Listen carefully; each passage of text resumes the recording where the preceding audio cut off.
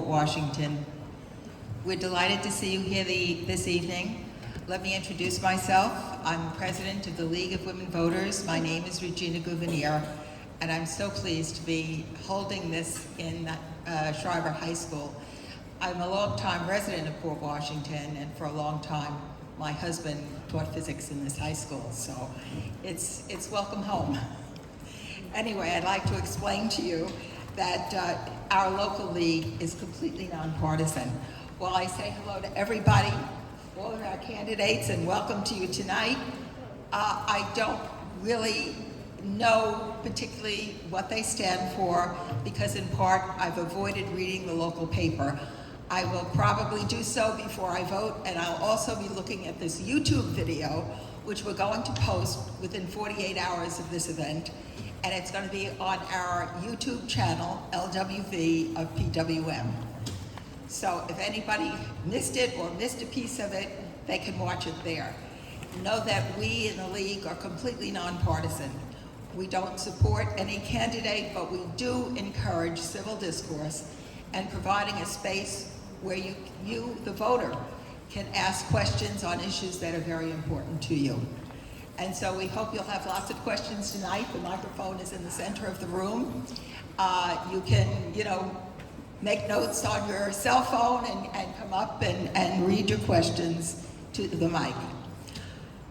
If you would like to join our league, we do have a QR code, and it will take you to our website, which is LWV of PWM. So we welcome you all to join. This evening, as I said, we're taping the event, and the tape recorder is over there, so please don't walk in front of the tape recorder. And again, we're posting this on the YouTube, as I mentioned. Welcome all. I'm going to turn this forum over now to our moderator, Judy Estequist, who is a member of our league and on the voter services team. Take care. And welcome. Thank you, Regina. So, as Regina said, my name is Judy Estequist, and I live in Manhasset, so I do not vote in the Port Washington School District. For more than a century, the League of Women Voters has sought to make democracy work by holding events like this for voters like you, so you can hear the views and observe the behavior of candidates on a range of issues relevant to your community, spoken together. You're getting to see them together, which is pretty important. When else do you see all 8 of these folks? This is why we ensure all the candidates agree to the debate procedures and ensure that you know what the procedures are so that by being here tonight, you too can help us abide by them. We are delighted tonight to have Teodora Choolfaian join our voter services team. She is a junior at Shriver, cares about who's going to win because it's her education, and she will read the procedures tonight. Thank you, Teodora. Thank you, Judy. And thank you to all the voters of the Port Washington School District who are here tonight. These are the procedures we will be using tonight. 1. The moderator will be a member of the League of Women Voters from outside the district. 2. Candidates' opening statements will be determined by drawing lots before in-person events. The same order will be for opening and closing statements. 3. Each candidate will be allowed 2 minutes for an opening statement. 4. All candidates have spoken. The moderator will open the meeting with questions. 5. In all cases, the moderator will be the final arbiter of whether questions should be answered. Questions must not be duplicative, personal, or abusive. Questions at microphones will be strictly limited to less than 1 minute. 6. Each candidate will be given 90 seconds to answer each question. At the moderator's discretion, the time for a response may be reduced so long as it is the same for everyone. There will be no rebuttal. Questions may be addressed to a specific candidate or to candidates in general, although all candidates will be given an opportunity to answer any question addressed to a specific individual. 7. The moderator will attempt to rotate the order of responses for each question. 8. A league member will act as timekeeper. 1/2 minute from the end of any given time period, the timekeeper will alert the speaker by a prearranged signal. Alice, please raise the 2 signs so candidates and audience members can see them. Thank you. Candidates who ignore time signals may have their speaking time reduced, and/or those not violating the rules may be given extra time. 9. Candidates will have 2 minutes for a closing statement. 10. Since the purpose of the meeting is to determine the candidate's views, no substitute for the physical presence of the candidate at in-person events will be allowed, should a candidate be unable to attend. No written or recorded statement may be provided in lieu of active participation by a candidate. Forums require 2 or more candidates for each seat to be present. The use of props, charts, or visuals, and the display of campaign collateral or apparel is prohibited. And 11. In accordance with league policy, the league owns the content of its forums. Audio or video recording by authorized members of the media will be permitted only if agreed to by all candidates present. The league maintains the right to record the forum and publish it on LWV-controlled electronic pages. No other recording will be allowed. No partial transcript or recording may be published without written permission from the league. These are the procedures agreed by the candidates tonight. I now yield the podium back to Judy, who will serve as our moderator.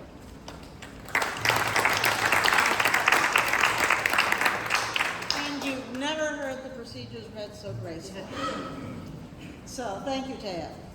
So, as we said, the League is here tonight because we believe that citizenship requires both voter education and civic engagement.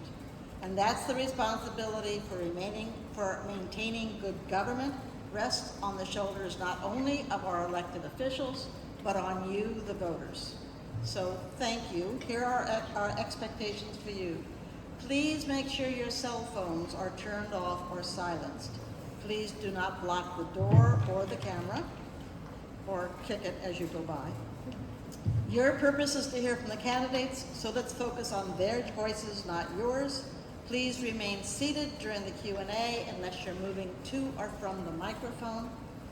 I'll stop the debate if the audience interrupts, because interruptions reduce the time for candidates to speak, and they also distract the other candidates. I want to emphasize that the League policy permits only authorized recordings. Any audience member who violates the agreed procedures or disrupts the forum by ignoring these audience expectations may be asked to leave. So when the candidates arrived, they drew numbers for speaking order.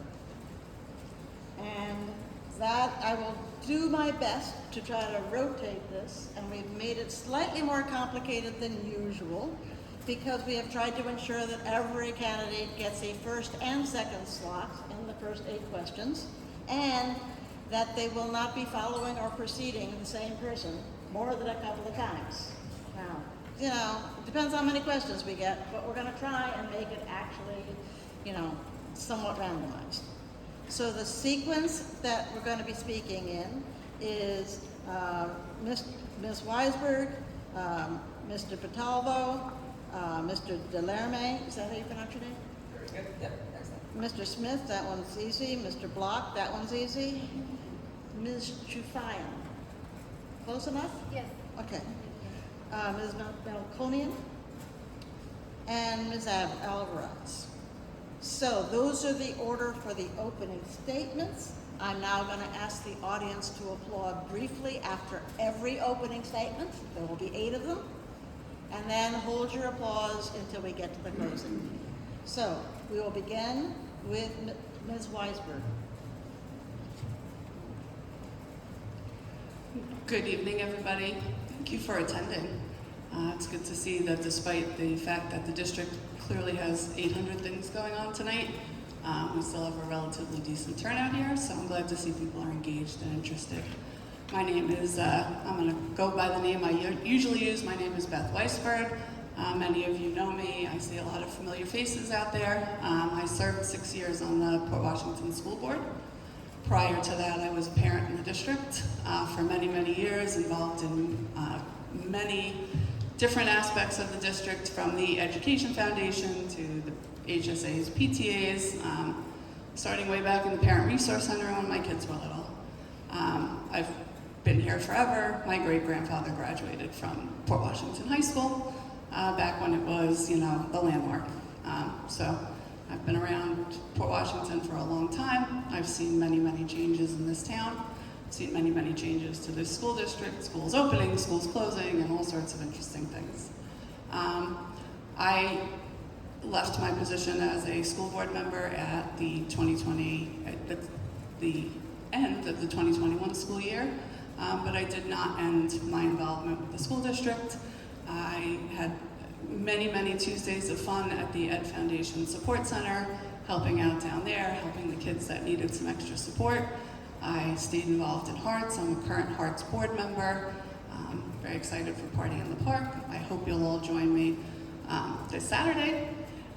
So that's just a little bit about me. I am the captain of Port Washington, the fire medic company in the Port Washington Fire Department. So I'm also involved in that aspect of the community. So I'm around a lot. I see a lot of people here. I hear a lot about what's going on, and I hear a lot about what people want. And I look forward to answering your questions tonight. Thank you. Mr. Bitalvo. Thank you. Listening to Beth speak reminded me of a couple of things.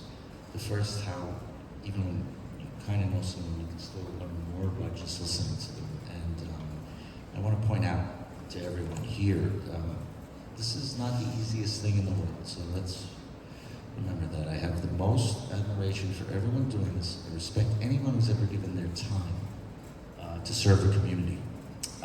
I take it seriously. When I moved here, Port Washington became my home. I started giving back to my home right away. I served two people and terms and places, and I stumbled on my words, so I'm just gonna go be honest and get back to it. I did 4 years at the Parent Resource Center, an amazing place. The first day I moved here, that's where I went. I made friends, they're still friends, and I gave back. 2 years as president. I currently serve on the executive board of the South Salem Elementary School, which is the greatest thing to me every day, being directly involved. Residents Forward, currently. Child's World, preschool, an amazing place that helped my son so much. And for me, giving back is what this is about. It's not black and white. There's a lot of shades of gray, you know, and ultimately, what I want most for us is to be a community for the people like Beth talked about, who've been here forever and 40 years ago and graduated, for the people who are new, for the staff, the students, the children. We're a community, and I plan on conducting myself with respect and serving the community. Thank you.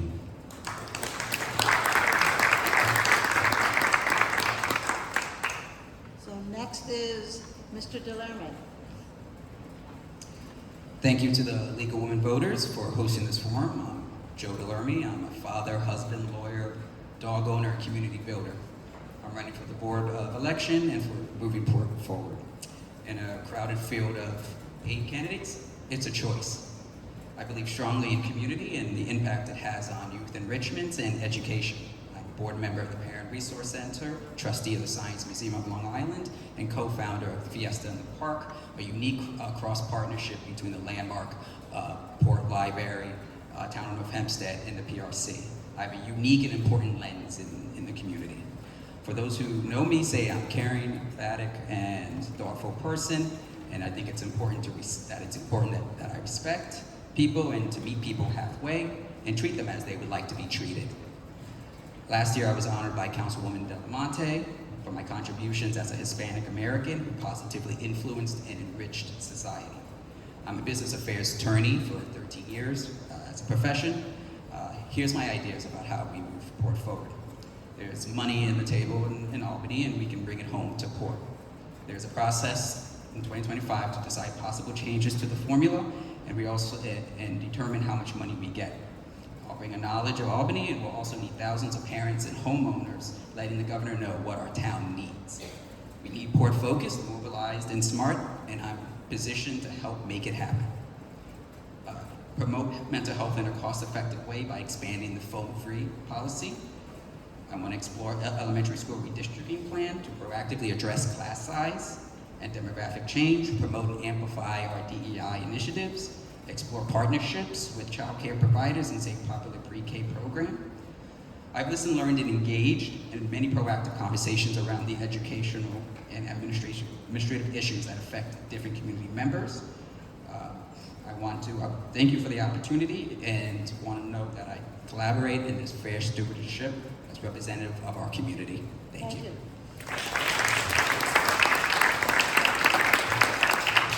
Okay, Mr. Smith. Okay.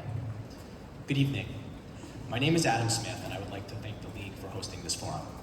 I've been a proud Port resident for the past 15 years. My wife Jenny and I have a first, second, and fifth grader at Guggenheim. I also have a niece at kindergarten at Salem with 2 siblings close behind. My family loves and is deeply invested in this community. For nearly 20 years, I've been a real estate professional managing complex projects from inception to completion. I have expertise and experience in management, finance, facilities, budgeting, construction management, technology, security, and working with various government agencies. And for the last 3 years, I've served on this school board, currently as its president.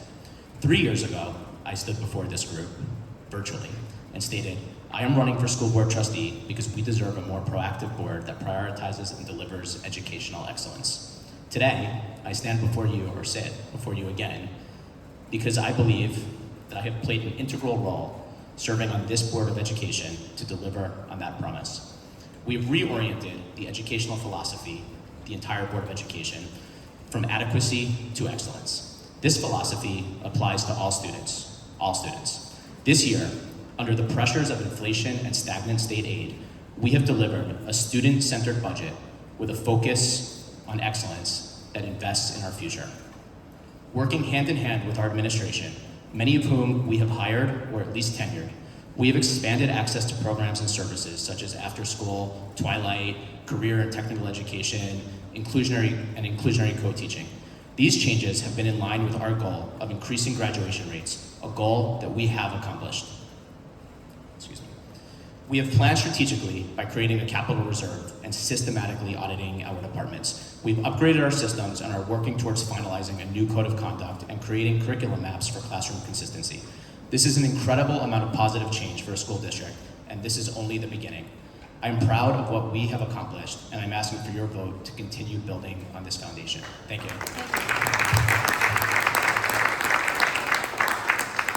Okay, Mr. Block. Thank you. Hello, Port Washington. I'd like to thank the League of Women Voters for hosting this opportunity for the candidates to show their position. Mrs. Gouvenier, I was a student of Dr. Gouvenier, and my friends and I have extremely fond memories of their class that we still talk about. So, my wife Lauren and I both grew up in Port Washington. We both graduated from Guggenheim, Weber, and Schreiber. I have 3 children in Port Washington schools. One is in 3rd grade at Salem, and I have boy-girl twins at Weber in 6th grade. They all keep me informed, keep me grounded as a board member, and my daughter keeps me humble. I have 2 jobs in addition to being a BOE member. I'm a public health professor at New York Medical College, where I've taught public health to medical students for the last 7 years. That makes me the only person on the board and also running for Board of Education that's an active educator. I taught a class this morning. I also run a healthcare consulting business. Many of you that know me know that I'm a little bit rough around the edges, and I speak my mind. However, I'm willing to say what needs to be said to get the job done. When the Code of Conduct came to the Board of Education about a year ago, it was missing some fundamentals, like what infraction leads to what consequence. I was the first to push back, and I'm confident that we're going to get a strong Code of Conduct this year. We got the after-school program implemented in all 5 elementary schools because I think, in part because I would not stop nudging the administration. The BOE had a large change about 3 years ago, but it's been the same for 3 years, and that's given us the continuity to put our financial house in order, and it also allowed us to put our physical house in order. The roof are up to date, and we don't expect there to be any leaks anymore.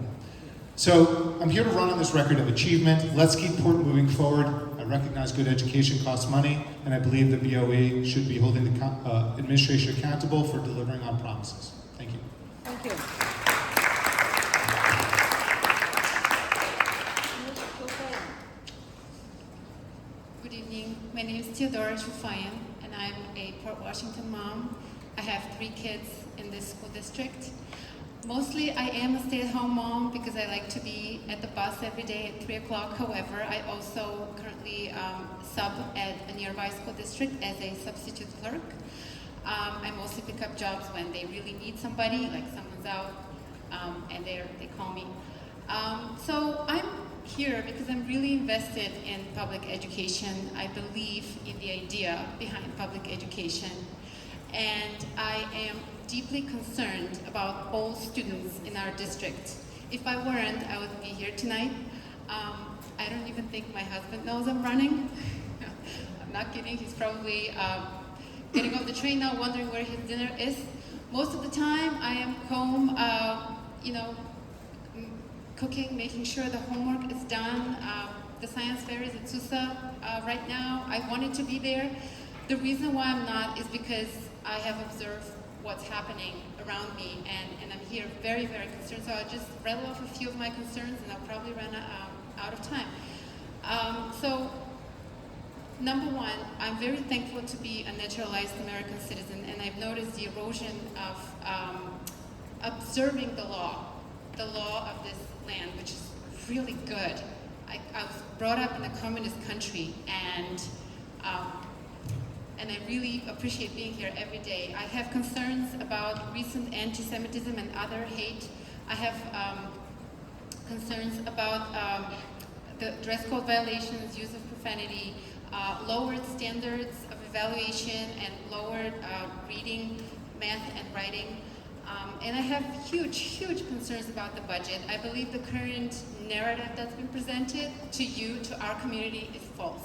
And I'm here to talk about this tonight. Thank you so much. Appreciate it. Thank you.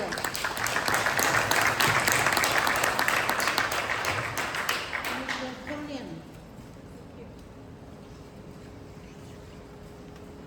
Good evening. Good evening, Port Washington School District families, and thank you to the League for hosting this important annual event. My name is Nanette Melkonian. My husband and I moved to Port Washington in 2000. Our 3 children attended the Port Washington schools and were involved in a wide range of programming, including the arts, athletics, PEP, research, and the integrated co-teaching program.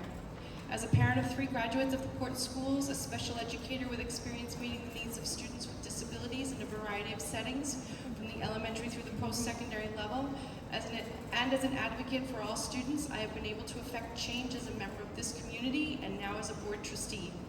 3 years ago, I asked this community to trust me to represent them on the Board of Education to assist the district in its pursuit of educational excellence for all students and improved communication between the district, its families, and residents. With your resounding yes, I got to work. During my current term as a school board member, I have represented our community in a variety of ways, asking the foundational question, what are we doing well as a district, and how can we improve? I have chaired the curriculum committee focusing on important topics that have included literacy, AI, PEP, and college admissions. As a member of the policy committee, I utilized my experience in critical thought lens to help draft new district policies, including grading and homework.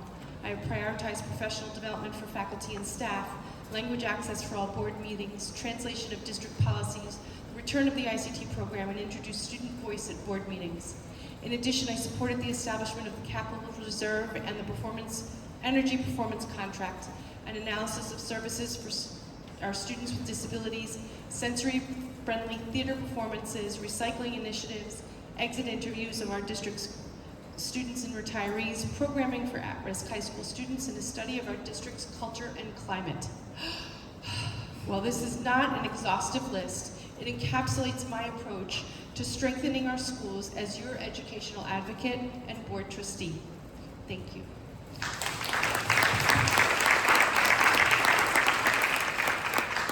Ms. Alvarez. Thank you. Thank you to the League of Women Voters for hosting tonight's forum, the candidates for taking the time to be part of it. My name is Sandra Alvarez. I am a lifelong resident of Port Washington. I am a proud graduate of Schreiber High School. We didn't have this library when I was here. I'm actually, my assistant principal is in the room, who was a phenomenal assistant principal. I have 2 beautiful children in an elementary school and 2 amazing nieces as well, with a nephew on the way. I helped raise my siblings who graduated in 2017 and 2015. When my son entered kindergarten, I started to become involved in the parent associations. I'm currently the co-president of SEPTA, which is the Special Education PTA district-wide. I'm the treasurer for Parents Council and I help on the DEI committee for Guggenheim, who also has an event tonight, Multicultural Night, which unfortunately I'm missing, but for good reasons. I have worked alongside current Board of Ed members on the Legislative Task Force and the district-wide equity team. I've been present in our schools for years now in many capacities, from volunteering at a book fair to advocating at Board of Ed meetings. In my current roles, I have collaborated with administrators and multiple parent associations to enhance our schools. 3 years ago, I struggled to find the right support for my child. So I started to attend Board of Ed meetings, a lot of Board of Ed meetings, a lot of subcommittee meetings. I have not stopped attending. In multiple school settings, I've heard feedback and concerns from families. I have spoken up, I have advocated. Just this year, I have advocated to not dismantle the PK program. I am concerned about where we are with the budget, the discussions around cuts, and the forecast in the next few years. I run a private company in youth athletics. I manage a robust budget every day. Anyone that owns or runs a company knows that expenses are a daily driver for us. If I'm elected, I will be as fiscally responsible with my own company's budget as I am with the school districts. I am looking to be having a seat at the table, and I hope I have your support. Thank you.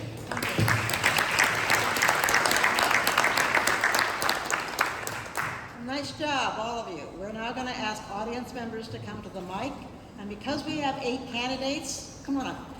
Because we have 8 candidates, I'm going to ask that you listen to the questions that are asked and that we have at least 7 questions before we start duplicating topics. 5 at a minimum. So make sure if your question is adjacent that you actually make it distinctive. Thank you. Okay, first question. Identify yourself and you've got a minute. Hi, I'm Aaron Miller. I was a recent Shiber grad, and I'm proud of my community that Shiber and Port as a whole fosters, but with a lot of school boards around the country targeting LGBTQ students and other marginalized students, I was wondering what you all will do to ensure the continuance of a safe and respectful community for all students, including those that are part of the LGBTQ community in Port. Okay, thank you. And the first person to speak will be Ms. Alvarez. We're going backwards this time. Thank you. I want to say thank you for the question.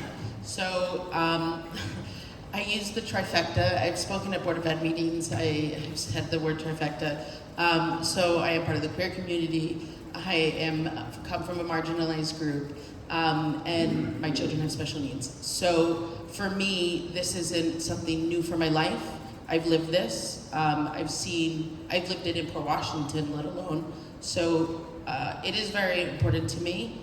I've been part of the district-wide equity team for 2.5 years. It unfortunately did stop this year, but there are a few things that really need to get work done on this, in this community, in this district. I've appreciated what the board has done so far in investing in programs and investing in the NYU and the continuation of some professional development, but I really believe that there needs to be more done. Right? Mental health is a huge, huge thing for me. I have spoken recently that I haven't heard enough about mental health. I know that this district saved funding for the social worker at Weber. We need more than that. We need more social workers. We need more guidance counselors. The volume needs to be there. The kids need it at all levels. A Board of Ed trustee isn't supposed to decide curriculum. But I do believe that for other avenues, that we do need to speak up for that community. Thank you. Thank you. Ms. Melkonian. I also want to thank you for the question. Is your It's mic interesting. on? Just check. Pat.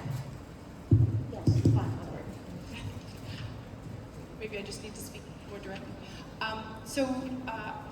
Ironically or unironically, Sandra and I both served on the DEI Lead Learners Committee for 2 years. I as a board member and Sandra as a member of the community. It was a really important and impactful experience for a very large group of staff and administrators that are passionate about making sure that every student in this community feels safe and seen. And it was a focus of that committee that led to us establishing building level DEI committees that were tasked specifically this year with addressing the first principle of the New York State CRSE framework. It is the culturally responsive and sustaining education framework out of New York State. The first principle being to analyze our buildings for welcoming and affirming environments.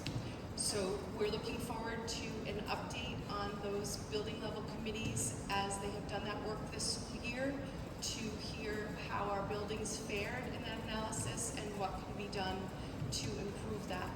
So that's a very small first step in addressing the environments that all of our students experience on a daily basis and whether or not they feel safe and seen. I look forward to more work. Thank you. Ms. Choolfaian. I didn't get the young man's name, but do you mind telling me your name again? Aaron. You are a member of this community, and as a member of this group, it's upon you to also get involved. We live in an incredible, beautiful town.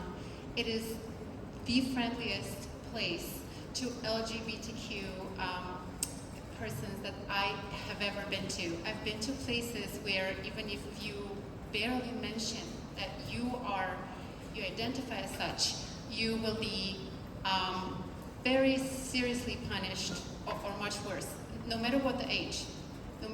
So I want to tell you that things are good here for this community, and things can always be better, but in my personal observation of our buildings, such students are currently very welcome.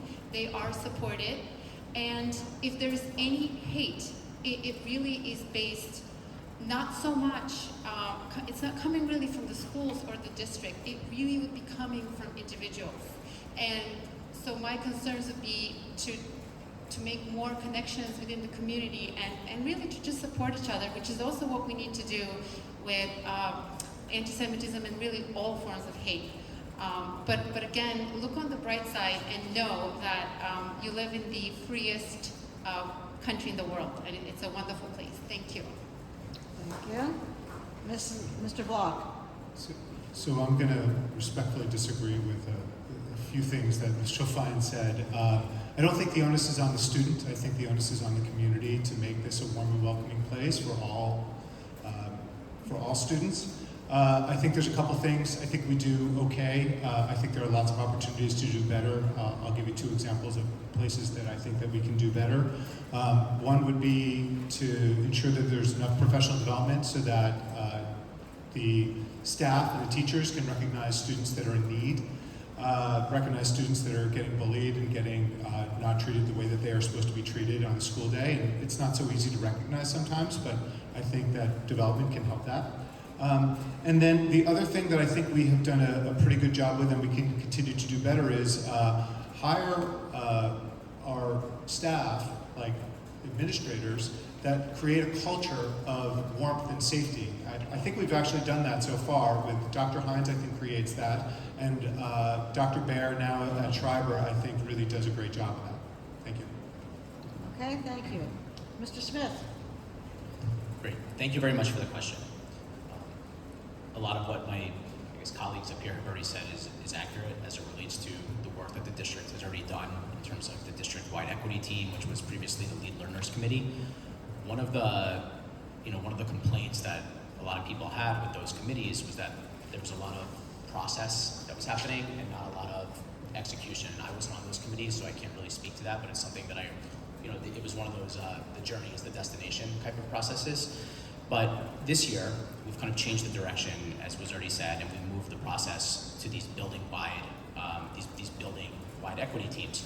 And what we've really been focusing on as a school board and as a district is what our obligation is under state law, which is to apply the culturally responsive, sustaining education. And the first pillar of that, which is what we're focusing on first, is a welcoming and affirming environment. And I'm going to read that. It's a space where people can find themselves represented and reflected, and where they understand that all people are treated with respect and dignity. And that's what we've been working on as a school district. Speaking personally, and this is as a parent, I got an email yesterday that the Guggenheim district-wide equity team is bringing in an outside organization called Be the Rainbow, which is a local port organization, and they actually have a program for 5th graders to talk about belonging and inclusivity. And I think that that's something that's very important, that we have to make sure that all of our students exit our schools and thrive in our schools, being accepting of all people. Thank you very much. Thank you. Mr. Delerme. So thank you, Aaron, for your question. And inclusion and representation is important to me. And at the beginning of my opening, I said I don't have an association with any school affiliation, HSA, or a previous or a current board member. So I lean into the community, and I see what the community is doing in terms of my involvement. And I think in terms of raising awareness and education, we need to forge arms as a community, create partnerships. And it's great to hear that we've started to scratch the surface in terms of bringing in some of our community partners that can serve as school-based community partners. And there's others as well, to bring education, to bring awareness, to bring the dialogue, so that it is a safe and inclusive community, and that some of these issues that you're going to be facing when you move on to college next year, you know that you're comfortable, that you're leaving a community that has faced problems, that has addressed the problems and your concerns, and put a path moving forward that it is a safe community for those individuals and those marginalized communities that feel unsafe or feel bullied or feel like they don't have a voice that is strong and a community that they can turn to answer those questions and to help provide that support. Thank you. Thank you. Mr. Bitalvo. Thank you. Aaron, my first part of my response is what would you like to see done? And I mean this genuinely. I'm more interested in listening to what you think. I'm more listening. First, I think that you have to listen before you can react. Every student needs to feel safe. I don't have time to see difference. There's too much work to be done, okay? Everyone needs to feel safe. The 8 people up here running should tell you the severity of the situation. To speak to what Mr. Smith said, yes, Guggenheim, I believe, is starting it. I believe Sousa does as well. And Salem is also doing something similar in June. It's important, it needs to be said, it needs to be heard, it needs to be understood. We were planning to run a DEI event this year, and we pulled back because we want to get it right? We want to really get this right. Sometimes the quick response is not the best response. You can't be reactive. You have to think, you have to understand, and you have to do it right. And Aaron, at some point, maybe you can, I'll find a way to get in touch with you, because I really do want to hear what you have to say, what you think. Thank you. Ms. Weisburd. Okay, heard. All good. It's very hard to get straight. I was born in Nelson. That would have been much easier. So, Aaron, my son, who graduated from Schreiber in 2020, was a Schreiber graduate and was also a member of the LGBTQ community, and has gone on to college and finished as a member of the LGBTQ community. And I know what the difficulties are. I see it, and saw it myself every day. I know how difficult it was for him to come to terms with his own identity and who he was. And it's just very critical that we support all of our students to be who they are. I can remember one of the first issues that came to us when we were when I was on the school board was the issue of the color of the graduation gowns. Something that seemed so innocuous, but yet was so damaging to the children. So it's important for us to listen. It is important for me to listen. I listen every day in my own classroom. Sorry, Mr. Block, I teach at the St. John's University EMS Institute currently, so you're not the only educator. And I deal with this, in my own classroom, making sure that my students are comfortable and my students are aware. I deal with it in the back of my ambulance, making sure that my patients are comfortable and my patients feel heard and safe. Those are environments that we need to foster, and we will only do that by listening and making sure that we're responsive. Thank you. Okay, next question.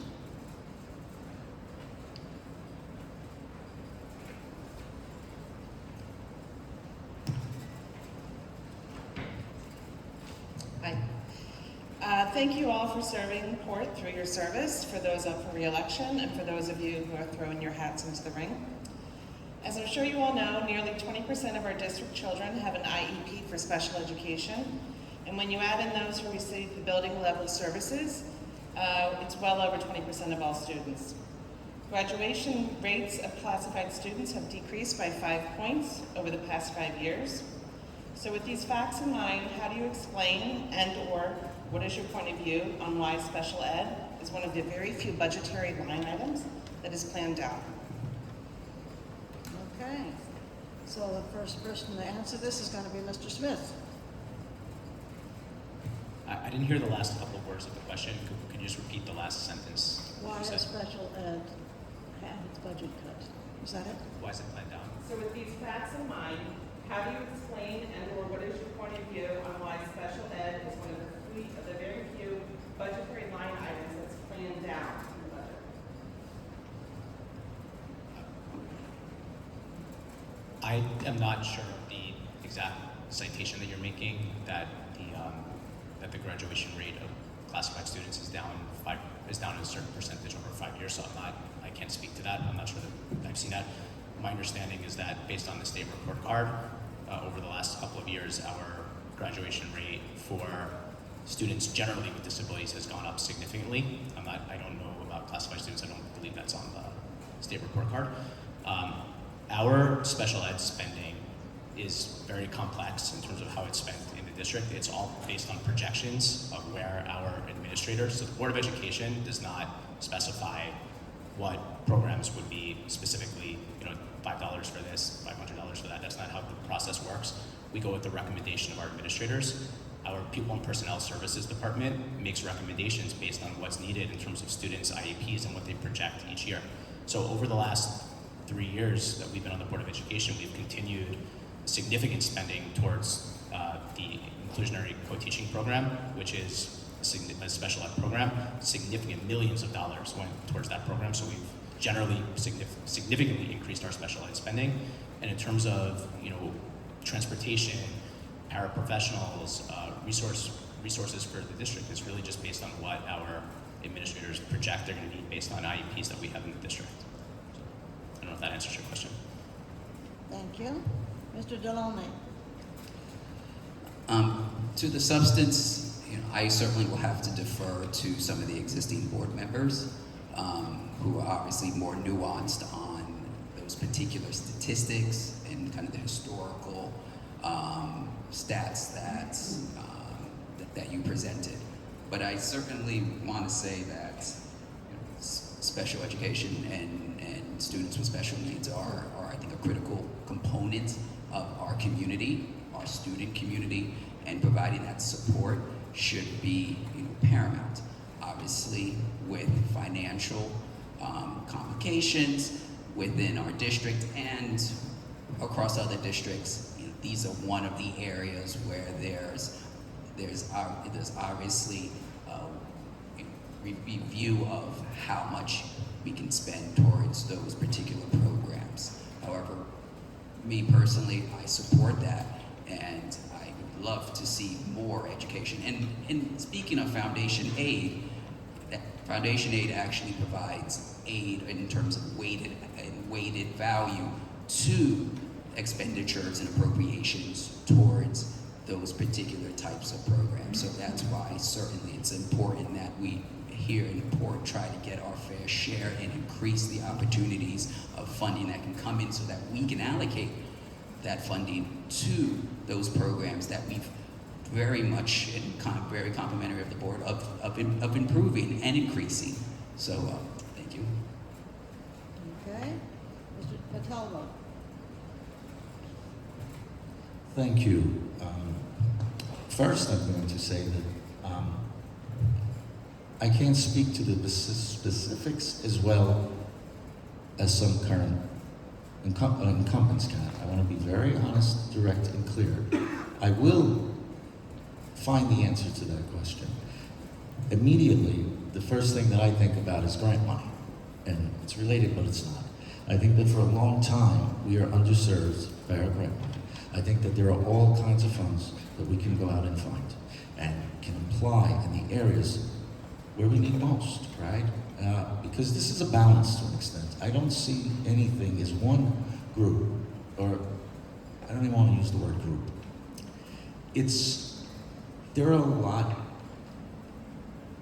of students in this district, and all are equal, right? So I want to make sure that everyone, be it special ed, be it anything we apply to, is met appropriately, evenly, and equally.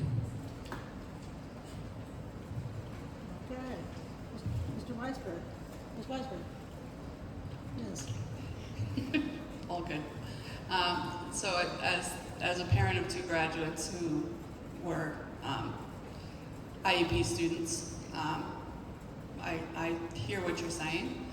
I'm not entirely sure exactly where the cuts are. I know I have a concern about the 6 reading teachers that I saw being cut from the current budget, or the 5 reading teachers, I'm sorry, the 5 elementary school reading teachers. I'm not sure what the questions were. I'm not sure what happened at the budget and facilities meetings. I'm not sure what happened through the budget process. I do know that Larry Greenstein would probably completely disagree with Mr. Smith's statement that Board of Ed members don't get involved in individual line items, because boy, if that line item ever went down, Larry certainly had some questions for the special ed department. Obviously, again, budget line items go up, they go down, but it is absolutely within the purview of our Board of Ed to ask the questions as to why something is up, why something is down, what the actuals were the year before, so that we're certain we haven't made cuts to programs and we're unaware. So for sure we need to work on that. We definitely need to work on those graduation rates. We need to work on a lot of things when it comes to the students that are consistently, in many districts, not just ours, getting a little bit left behind and maybe a little bit more every time there's a little cut here or there. Okay. Ms. Alvarez. Thank you. So just to clarify, graduation rates, you are correct. Graduation rates have gone down since 2017.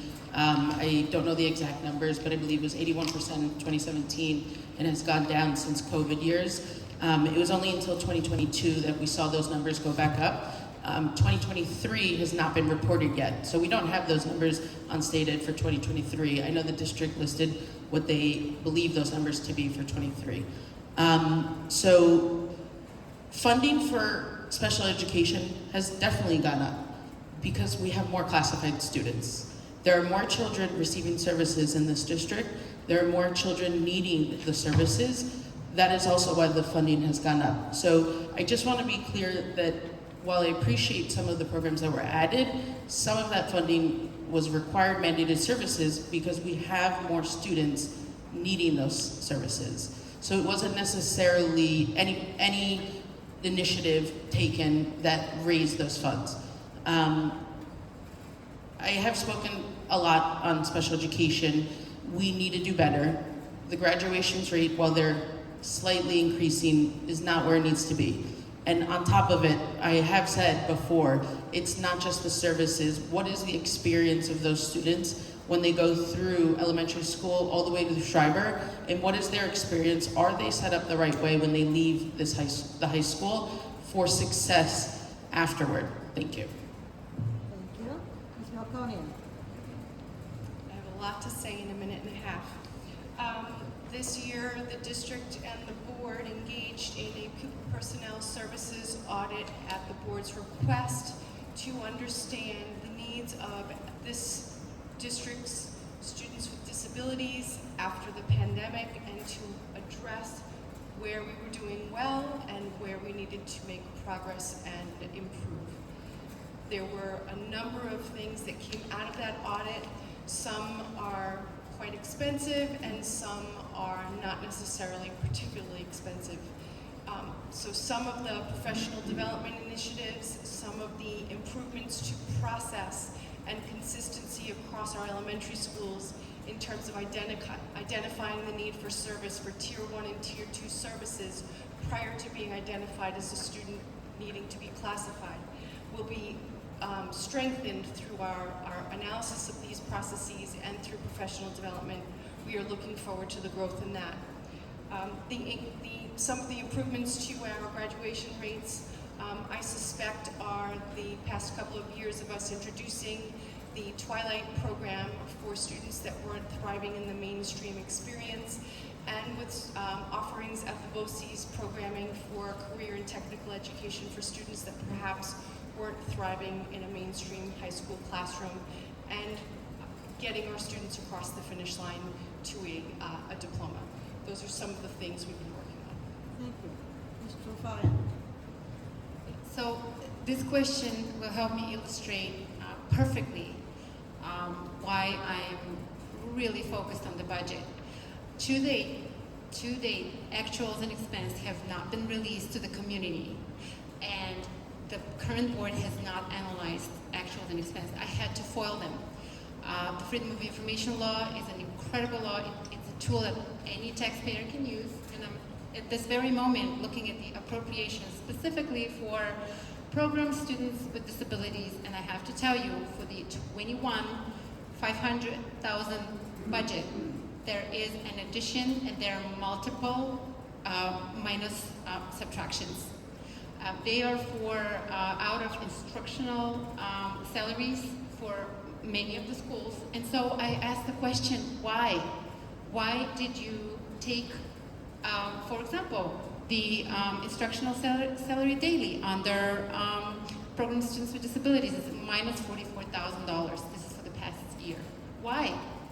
We, as you know, said, 20% of students need IEPs. It's actually talked to many parents who battle to get an IEP for their students, and it's an uphill battle. So why did this happen? These are the questions that I have. This is what we must analyze. And before we just roll this over without a proper analysis served to the community, we cannot find the answers to your questions, which is an excellent question, and I thank you for it. Thank you. Mr. Block. So I'm going to echo a few things that some of the other current board members said, because I think that this board has done a lot for.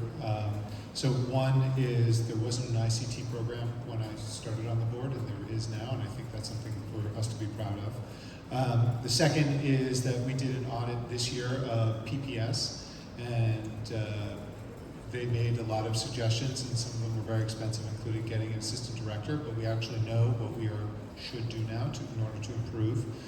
We started a Twilight program that reduced the rate of non-graduates, cut it by about close to half, which is a remarkable thing to do in a year or two. And in terms of this year's budget, I think everybody in this community is very well informed and knows this was a really tough budget year. And what we did was we had the philosophy of we'll raise taxes a little bit and we'll cut a little bit everywhere. And so it was a tough budget year for basically the entire school. Thank you. Okay, we're ready for the next question. And Ms. Melkonian, you will take it first. Good evening. As some of you already know, I have to excuse my throat. My name is George Borda. I have been here for 17 years. My son is in the 10th grade. I just want to clarify something and maybe get a comment from you.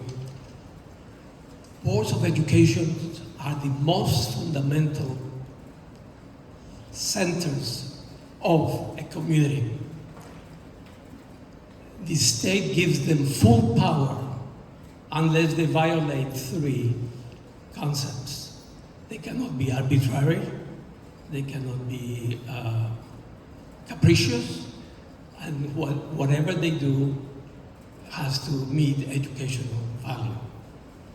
Beyond those three, boards of education can do as much as they want to or as little as they want to. And it all depends on the community. Community wants little, they will get little. They want more, they will get more. And as Dr. Rydell, who is one of the eminent educators, he passed away, actually from Manhasset, one of the superintendents from Manhasset School District, wrote the definitive book on curriculum. And he said that curriculum is the blood of the Board of Education. That does not mean that the Board of Education is dictatorial and mandates or micromanages, but keeps an eye and an ear on what is going on in the schools, because they will be accountable to the voters. So my question is, what is your feeling about being in the Board of Education? What do you think the role of the Board of Education should be? Thank you.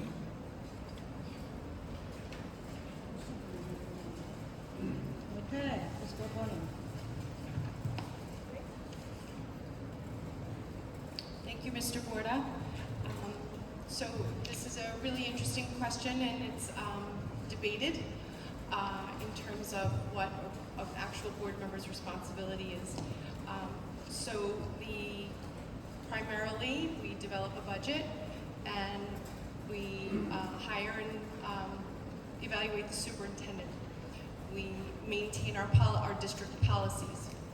But more generally, I believe that we represent our community, and we represent the students and the families and the residents of Port Washington schools.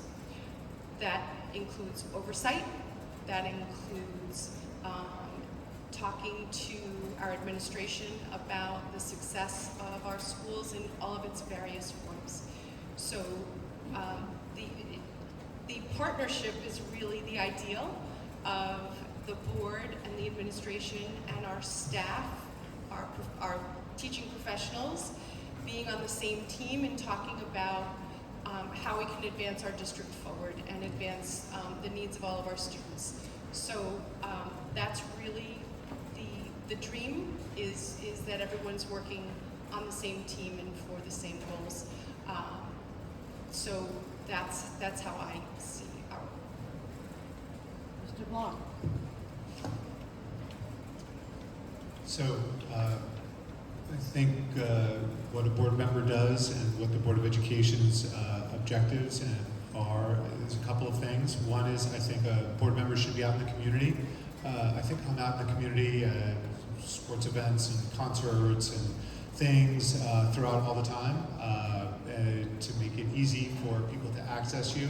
They can access you through email, but I think the easiest thing for a lot of people in the community is to just come up to you when they see you around, because I want to hear what's going on in the community and what people's experiences are anecdotally. Number two is, I think it is our job to provide oversight, which basically means make sure that things get done. When the administration says it has done something, that's one thing. When we actually see it being done, that's another thing. One thing that this board has instituted is basically site visits, visiting the schools. So we got a tour, several board members and I got a tour of Weber yesterday, and that was a joy to see the school in full operation, to make sure that things were happening the way that we hope they would be. And the last is we try to set direction and priorities. We can do that through budget or even more directly in terms of curriculum. Thank you. Alvarez, please. Thank you. So I'll give the boring answer, but it's the real answer. Governance, policy, and finance. Those are the three things that is what a trustee does, what a Board of Education does. But I say that those are the boring answers because those are, in theory, what a Board of Education does.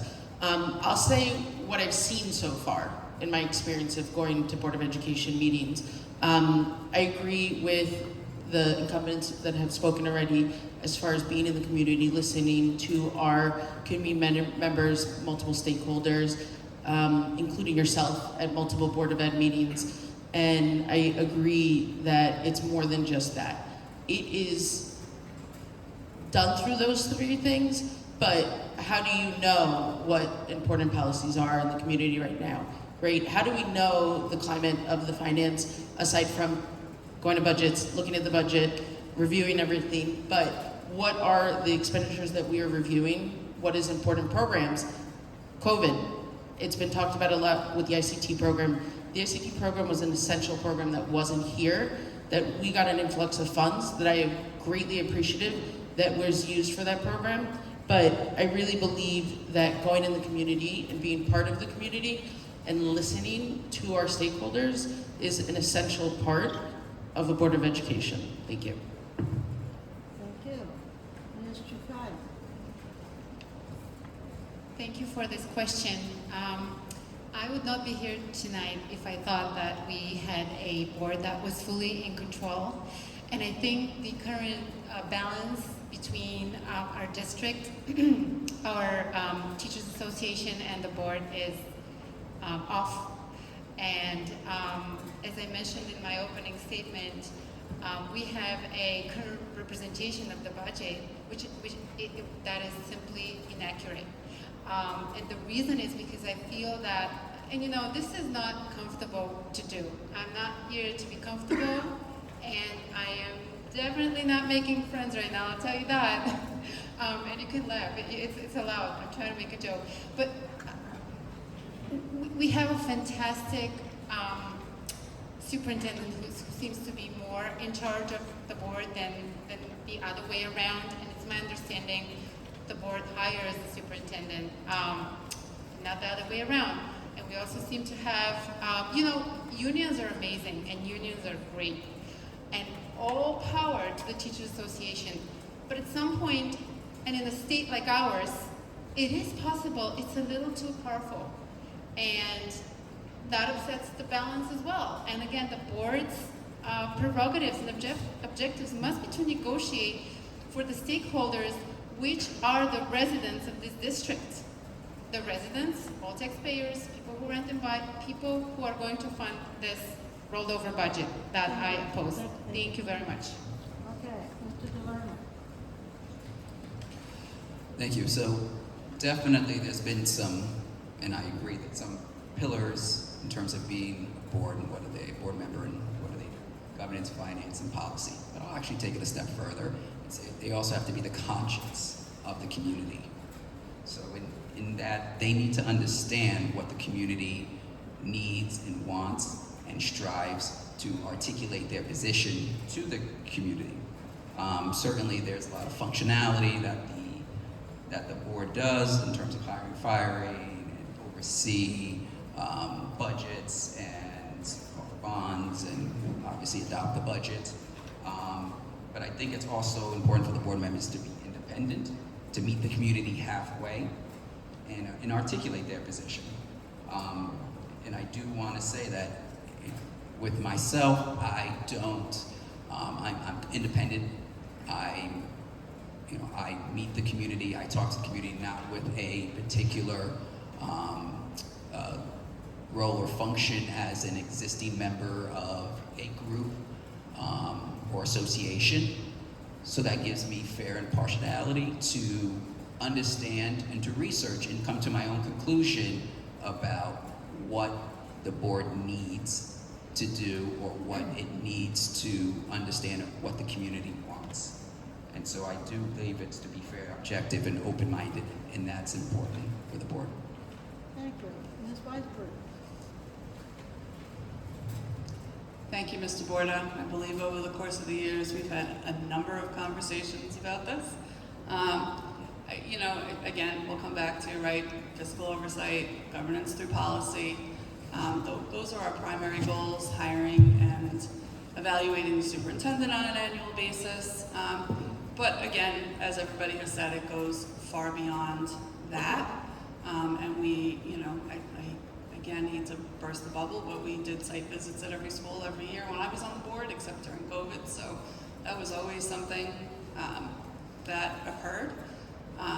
We did stop for COVID years, but we certainly did our site visits. We also, stayed involved and had curriculum presentations and presentations about, or involvement in things like the code of conduct and other things that were important. So the board really, at the end of the day, should have a pretty good awareness of what's going on across the district at all times. We need to be present, we need to be around, we need to be available, all of the things that everybody has said. And in order to do that, you have to approach everything with an open mind. You can't come in thinking about your own child or your own experiences. You really have to remember that's not what this is about. This is about everybody, and this is about ensuring fair and equitable education for all of the students in Port Washington, and a fair and equitable school district for all of the residents and stakeholders, including the teachers in Port Washington. Thank you. Mr. Smith. Thank you. Thank you, George. This is a great question that you and I have also discussed a lot over the years. I think the short answer is that the role of the Board of Education is to provide the best education possible to all students, meeting them where they are, while balancing that with the fiscal burden to the taxpayers. We do that through policy, governance, and finance. And we, of course, are out in the community, all of us. I think everybody at this table is out in the community. Most of us have kids in the schools, but we can't only look at it through that lens. We have to understand how to separate, the wheat from the chaff, as they say, and we have to really make sure that we're not being in our own echo chambers and really only hearing specific things from specific groups, or only responding to the squeaky wheel. We do that through partnerships with our administrators, through partnerships with our parent organizations, and through partnerships with, yes, our teachers. Boards come and go, board trustees come and go. The teachers, the educators, are the professionals who are in the rooms with our children every single day in and day out. And the Board of Education, really the role of the Board of Education is working with the 6 other trustees to be a team player. And that board, that's those 7 people as a whole working together with our administrators, with our teachers, with our parents, so that all of us together can deliver on providing the best education to all of our students. And I just want to clarify that I believe that it isn't the policy that's new this year, or with this Board of Education in terms of being in the schools, is that we're actually visiting the schools during the school days. And that's something we had heard from the teacher organization, from the teachers, was not being done in the past. Thank you. Okay. Mr. Bitalvo. Thank you, and thank you for the question, George. I've always admired your commitment and respect of education, and I fully agree with you. The most important part of education, sorry, there's some talking, I got distracted. There's nothing more important than a child's education. All right, let's just be very straight and direct. This is the point of all of this. Right now, we fail children. Let's just go here, let's get this out and move on, okay? I agree with all of the points. Well, that's not true, but the points about ICT being great, 1000%. The issue, though, is part of being the Board of Education. It's very simple. Governance, finance, policy. That's it. It's black and white, okay? We can talk about other parts of this, sure, but that's what it is. Finance is part of it. ICT is amazing. You can't start on grant money. You cannot start a program on grant money. Second, Twilight is amazing. The problem is, it's $270,000 over budget. So, is the state aid formula broken? Yeah, it is. But that's not the only reason. And if you don't look at the finance, it's a disservice to the children, their education. And that is how we are here now. Thank you. Next question.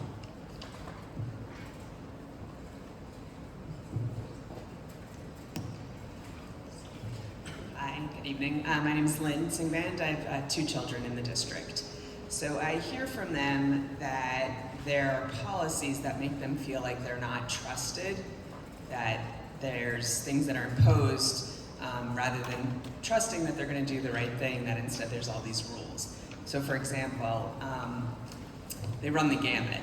So these may not be the best examples, but basically there's a school dance. You have to report by a certain time. You're not allowed to leave before a certain time. They don't have, my son just texted me, there's no doors on the bathroom.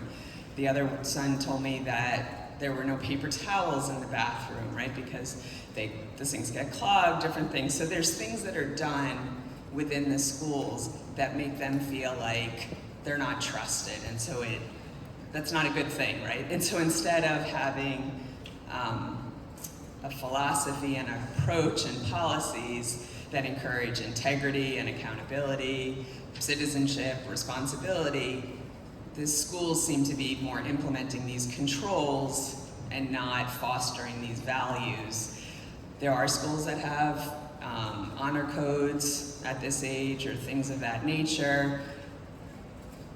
Building off of the conversation you just had, as a board, it seems to me you can set some policies that would encourage these kinds of values and allow them to feel like they do have responsibility, they will be held accountable, that they should be treated like they have integrity and can be trusted rather than the alternative. So I guess the question is, like, how would you change this atmosphere that they're in? Thank you. Mr. Delerme.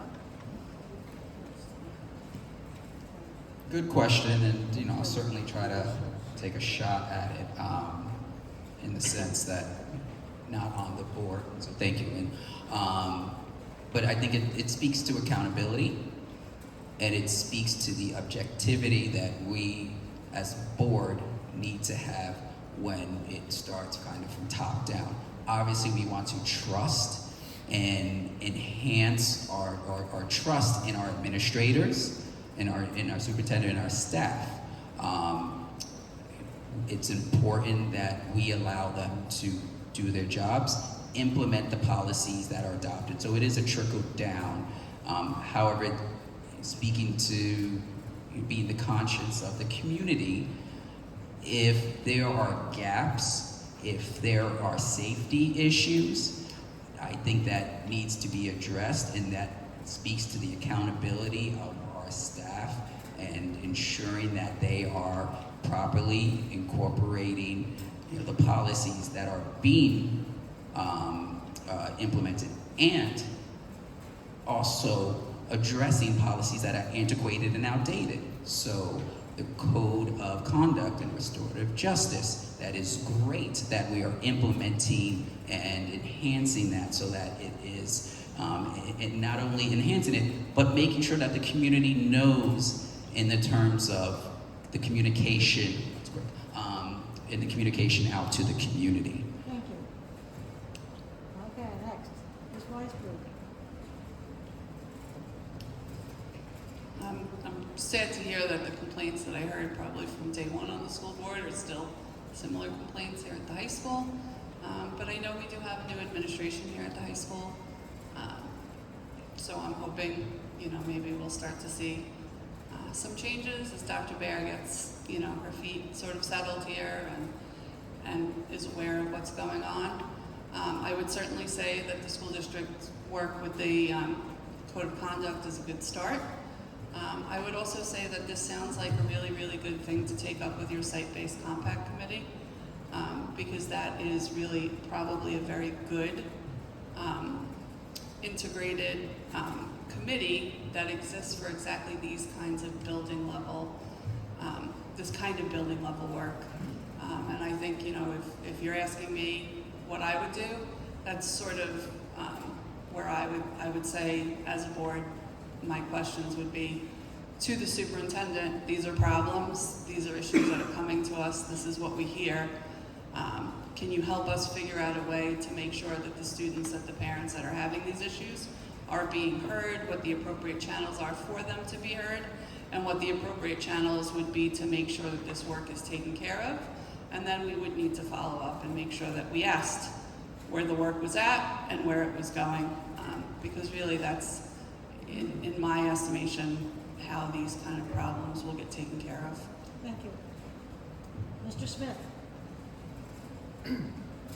Thank you. So look, these are really good points that you bring up, and some of what you're saying we've heard a little bit this year. And to Ms. Weisburd's point, it's tale as old as time. A lot of this, we've heard a lot of feedback from our administrators, particularly at the secondary level, that they're really facing behavioral challenges from students that are the like that they've never seen before. A lot of it post-COVID and things that they're dealing with. I've spoken to a lot of our secondary administrators, and they're telling me that they're working,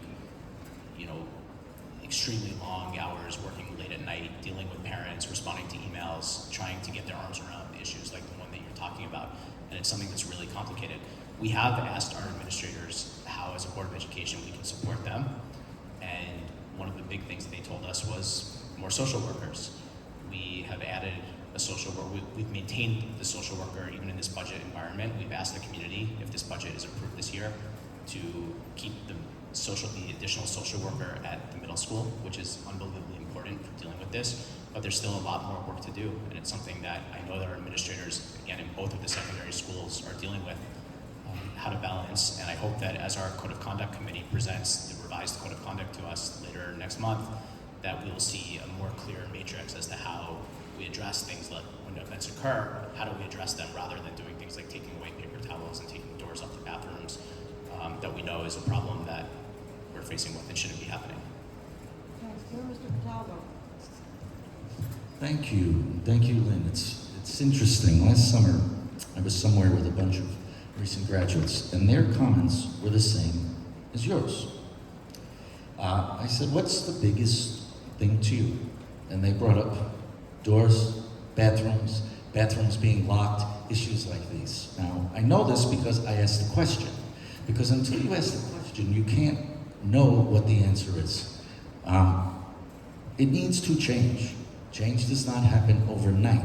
This is not lip service. I think that Dr. Baer has shown the type of leadership that is needed, stands outside every day greeting students. It starts there. The second part is that it is the job and responsibility to be on site. If you are not in the room, you can't understand what's going on in the room or hear what's going on. And this might be funny to some in the back who currently hold this position, but I don't think it is.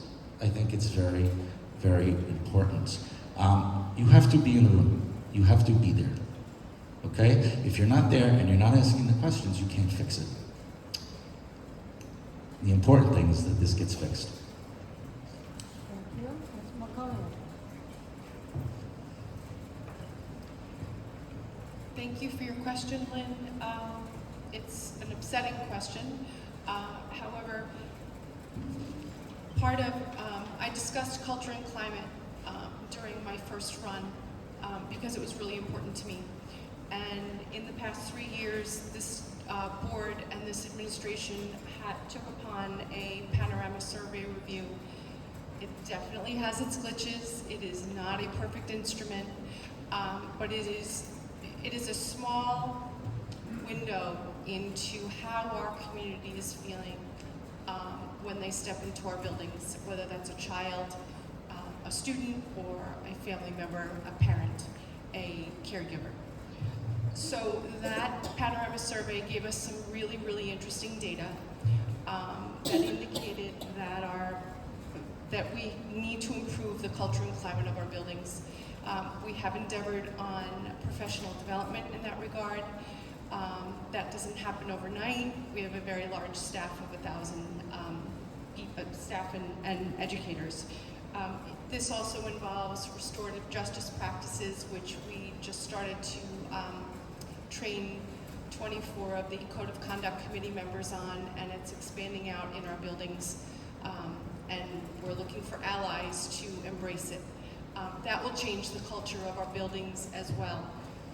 We're also, again, looking at the Code of Conduct. And then there's also a mental health component to all of that conversation as well. Thank you. Mr. Block. So Lynn, thank you for that question. What I'll say in answer is that you can definitely count on me to always be the voice of student dignity. I was the one who about a month ago, against the advice of many of my colleagues, At about 11:30 at night, was firing questions at Dr. Hines about the status about the Weber bathrooms. So this is something that I will continue to work to improve for the students. Thanks. Thank you. Ms. Alvarez. Thank you. So I happen to run a company which I hire a lot of high school students. I have a lot of young high school students throughout Long Island that work for me, and young adults in college, postgraduate. And I will say, I was waiting for the word culture. I will say that it has been definitely a cultural change for myself over the years in running this company, that I've seen the differences in our young adults of what they're looking for and how they want to be heard. I am definitely one, and if they're watching, I am definitely one that was one of those people. This is the rule. I'm not discussing the rule. This is the rule. This is the policy. I have changed over the years. I've definitely learned to listen to the staff, to all of them, and really try to understand. So what I would do, and what I've actually have advocated for, we have talked about the code of conduct. So before the code of conduct committee was even created, myself and along with other parents vocalized that student voices needed to be part of the code of conduct. I have said that code of conduct has that big word of control in it for many reasons, and understandable, but students need to be heard, they need to be listened to, they need to be understood. This is a different climate now where they're very smart. We have to start to understand them for their reasons and explain to them where we're coming at as far as policies as well. Thank you. Thank you. Ms. Choolfaian. Thank you so much for this question. It literally affirmed the reason why I'm here tonight. It is unacceptable that our young people are treated in such a way, and my overall impression has been that America is built on integrity. It is built on honor codes, and if we're not fostering this in children who can do this on their own, we're failing them. I would right now advise you that you empower your students to speak up for themselves and to squeak that wheel constantly, because this is how I have gotten things done here, and it works. You don't have to be on the inside and control policy and all these fancy processes that you just heard that won't fix this problem. You have to learn how to speak for yourself, and you have to use your voice. So I currently teach Sunday school, actually, and we don't have space for our class in our church. So I'm advocating with a very, very large organization to get that space for my students. I also recently started volunteering with our fire department in our town. Did you know it's entirely volunteer? So at Flower Hill House, I'm seeing a lot of amazing young people that I know are going to leave, and they're not going to be firemen and women, but they're there because they want to be there, and they want to learn how to do a very, very tough job. Thank you. So we are now at a crossroads, so I'm going to ask the audience. We could end now with closing statements and be out 9:20. Or we could have a couple more questions. I could limit everybody to 1 minute each so that we would get out 9:30, 35, something like that. So how many people think we should move to closing statements now? Would you raise your hands? Oh, okay, so you're going to be one of the people who doesn't want to close right now. But, do you not care about their answers? Okay, then we.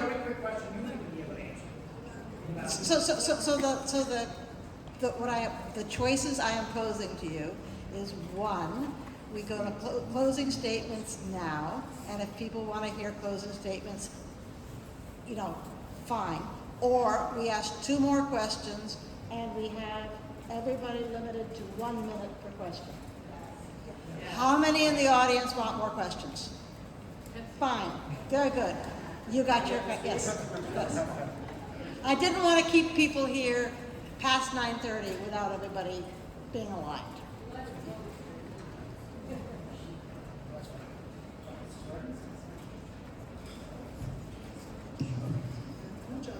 I have a question that I want to answer. I want to know how many districts on Long Island are piercing the cap, if anybody knows. The second question I have is there's material circulating that's a $200 increase that's going around. I'd like each and every board member that knows about the tax cap to explain to me how that's $200 more than I would be paying. So how much is the actual household paying? And I know I have to go to my Nassau property to see it. Let's go off the 1.1 million that's circulating. Somebody explain to me how it's $200 more.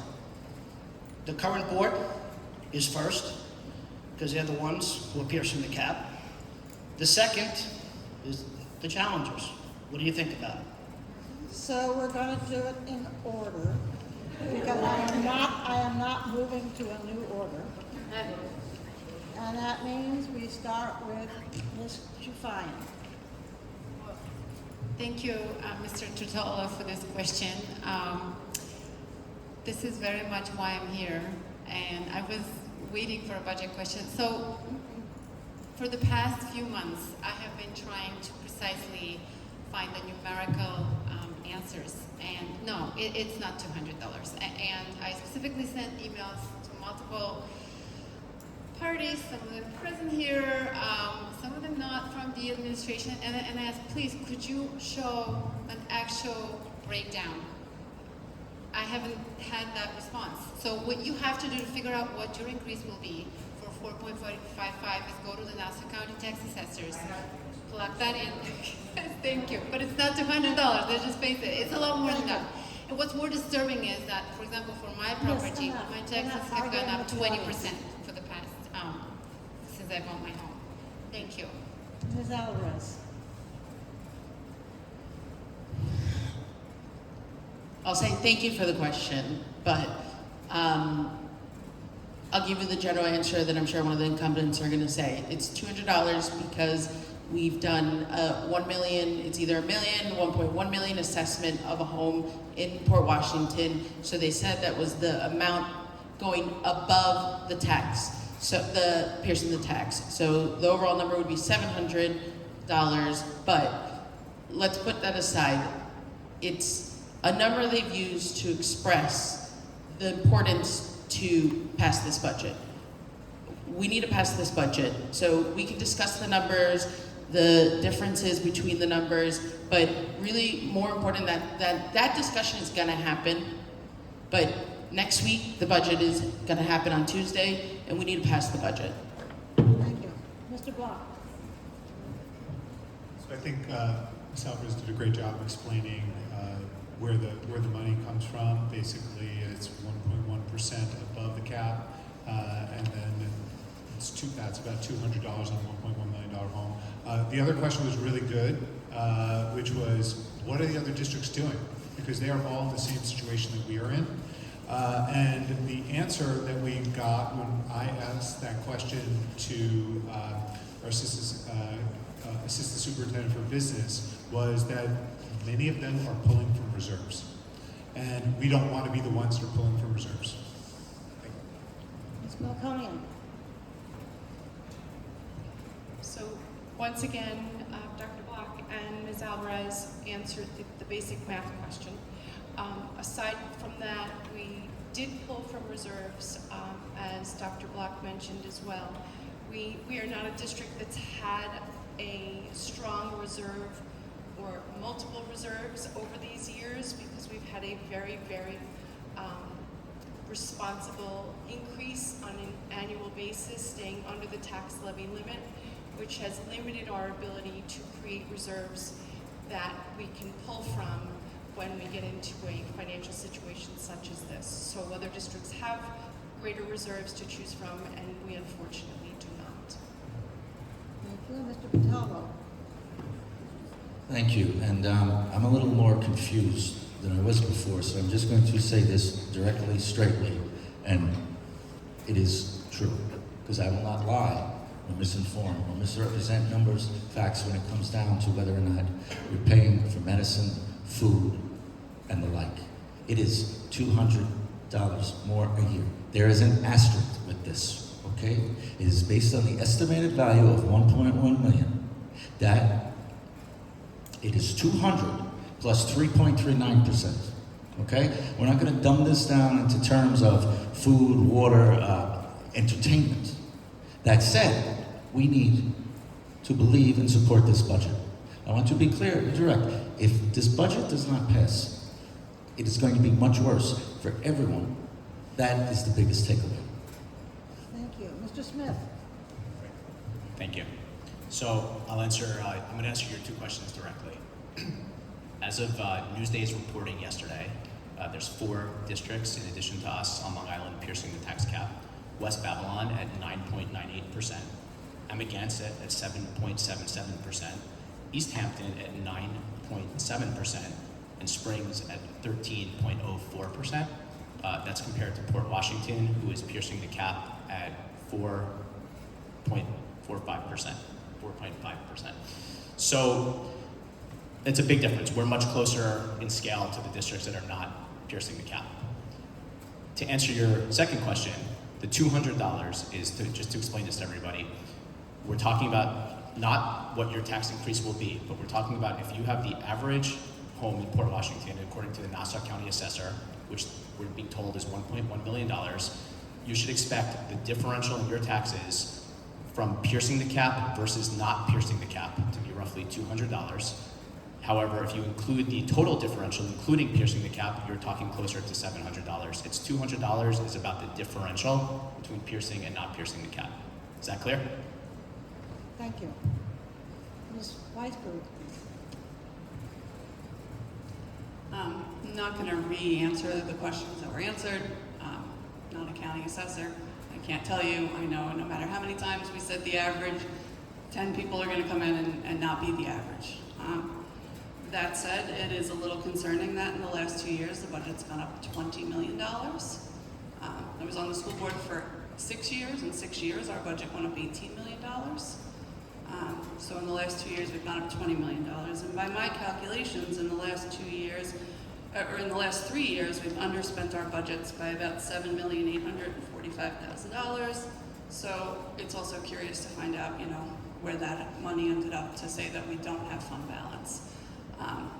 In any event, we need to support the budget as it is. It is the budget that's proposed, and it will be very bad for our children if we do not, and for the community, right? The community doesn't recover quickly when the budget fails. Mr. Delerme. No need to relitigate some of the positions that were held here, the statistics, but I will point out one thing that hasn't been mentioned at all, and that's the importance of foundation aid. And the fact that 2 years ago, we were fully funded, which allowed for more revenue to come into our district.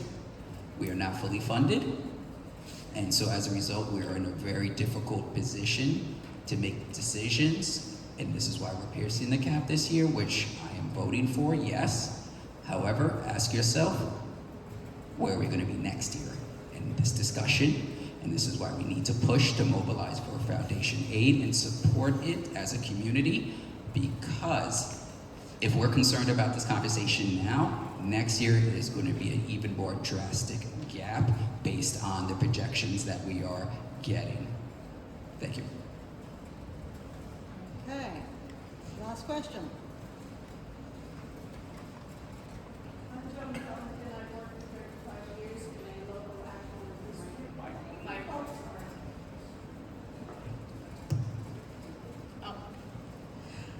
Joan Pelleton. I've worked for 35 years in a local affluent district who, like Port Washington, has a budget deficit. They are not piercing the tax cap. And I was wondering how we got into this, what I understand is a multi-million-dollar budget deficit. How did we get there? And where does all this reserve money come from that districts have? Or are they overtaxing the public and then saving the money for a rainy day? And I understand from the Port News that there will be 60 more students in the school. So how does that equate to such a large budget increase? And last year, I don't remember what the percentage was it was supposed to rise, but my taxes went up double digits. It had absolutely nothing to do with the figure that was given to the public. Thank you. Okay. Mr. Bitalvo. Thank you, Joan. You know, it's a multi-layered thing, and while each district is its own entity, it definitely proves the point that if most can do it one way, it's possible for all to do it, right? That's the first thing.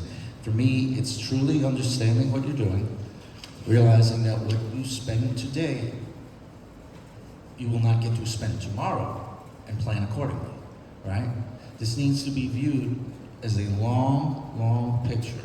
The last thing I want is to be in this situation again, right? And all of this talk about the reserve as well, I heard recently how, you know, it was the board, it was Kathy Manuel who started this. Now, did the board hire Kathy Manuel? Yes, but that's the key. That is the job of the board as well, to put people in place to make the right decisions. Mr. Smith. Really hard question to answer in a minute, but I'm going to try. So, the reason that our district made the decision to make the choices we did is that we had a rollover budget that had a gap of over $5 million. We made a combination of cuts, strategic use of reserves, and asking the taxpayers to pay a little bit more in order to meet the needs of all of our students with a student-centered budget. You're right, we are one of the few districts on Long Island that has growing population, and we were able to do this without significantly growing program. Our rollover budget is effectively the same budget that we had last year, with additional reductions in staff, as well as a few little additions here and there that we think are really important, key targeted additions. But what we did is what I've been calling the trifecta, a use of reserves, about $1 million very strategically, cuts of $2 million, and asking the taxpayers to pay for an additional almost $2 million. And that's a choice that we're giving the taxpayers who we think really care about public education in this town and understand its value. Thank you. Ms. Weisburd. Complex question, and nobody would be wrong to say if you went back and looked, we had budget years where we came within $50,000 of the budget. There's no money going into fund balance. However, in 2022-2023, budget was $174,799. Our expenditures were $172,485 for a balance of $2,314,000+. And what concerns me here, looking at the budget documents that were published, is that there is no anticipated actuals here. So we're doing a rollover budget without looking at what the actual numbers were. There's no numbers for us to say that we should be rolling over budget to budget versus actuals to the next year's budget. Because it's very possible that there's money here that would prevent some of the cuts that we're making. It's very possible there's money here that would have prevented some of the tax cap here. So, concerning. Thank you. Mr. Delerme. The reality is that being in Long Island and many of the districts, we're in a high property tax district. Revenue is generated 93%. That 83% of it consists of our local property taxes, 10.5 foundation aid. That is our revenue base right there. So when there's things like inflation and there's things like high insurance costs, which are global trends that are affecting every business, every school district, we have no margins.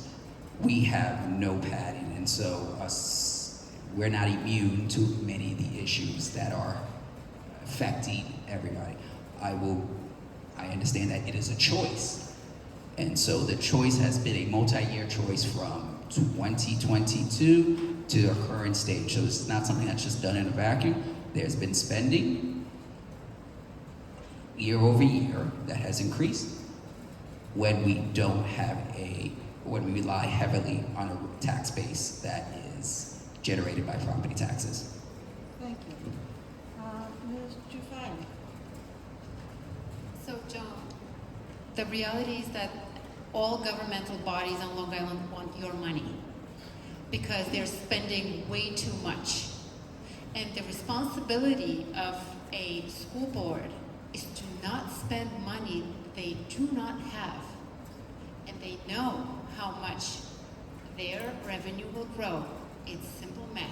There's nothing complicated.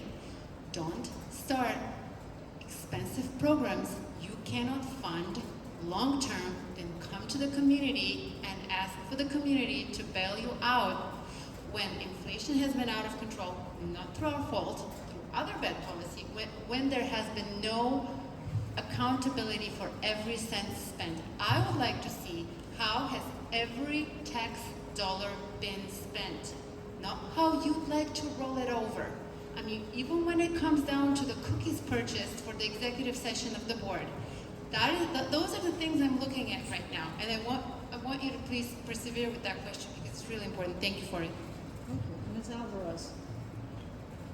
So I run a company. You cannot anticipate every single cost. It's a fact.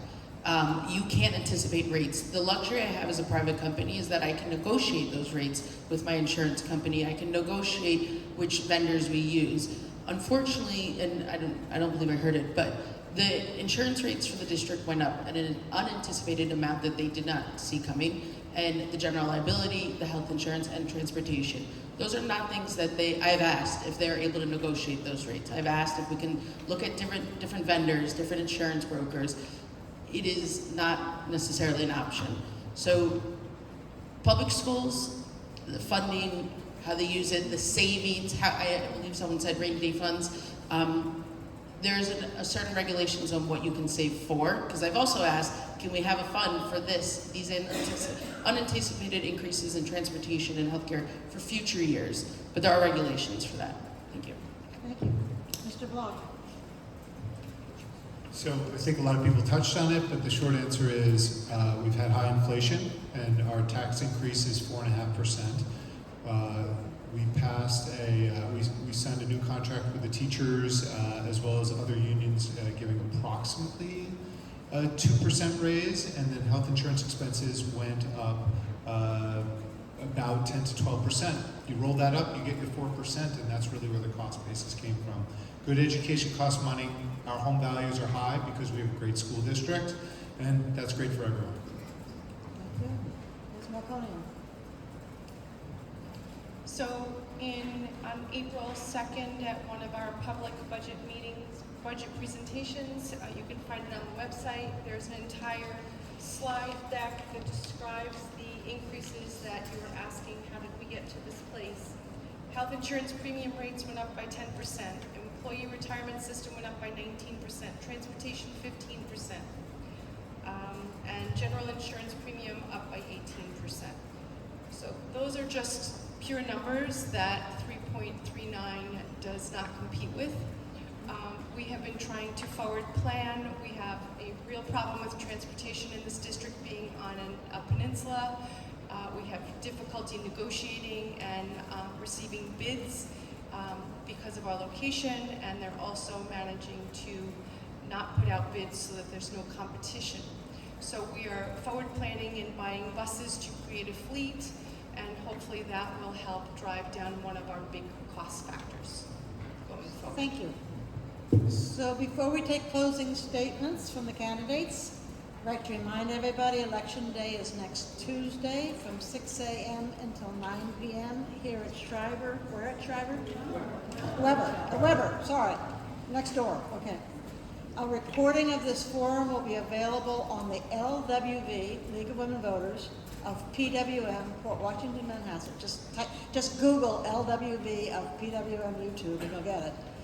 And if you subscribe to our channel, you will get an alert when the forum is posted. So we'll move into closing statements. Please offer applause to each candidate. We'll go in the same order as we did opening statements, which means we begin at the far end with Ms. Weisburd. Thank you all for coming. Thank you for listening. I feel like some of these answers are the same every year. We're all here for the kids. We're all here for the community. At the end of the day, I am here because I didn't see the kind of scrutiny in this budget season, and quite frankly the last two, that I've seen before. The numbers, these high numbers, this is not something new. It's not something we've never seen before. It's something we've seen before in years when we had 0.8% increases. It's something we've seen before in years with 1.2% increases. We found our way through by going through that line-by-line budget. I don't know who said that it's not, but it is. It was our responsibility to go through and make sure we don't have, we're not over budgeted by $200,000 in electricity. That's 2 teachers. We don't want to cut the teachers, so we need to make sure that we do our due diligence and we go through.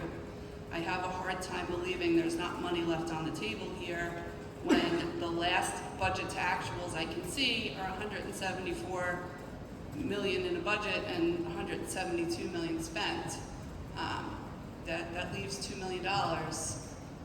Where's that money? Because that money could have been spent on program, or it could be in reserves right now, and it could be helping the taxpayer at this point. So that's why I'm here. It is really, really a critical job.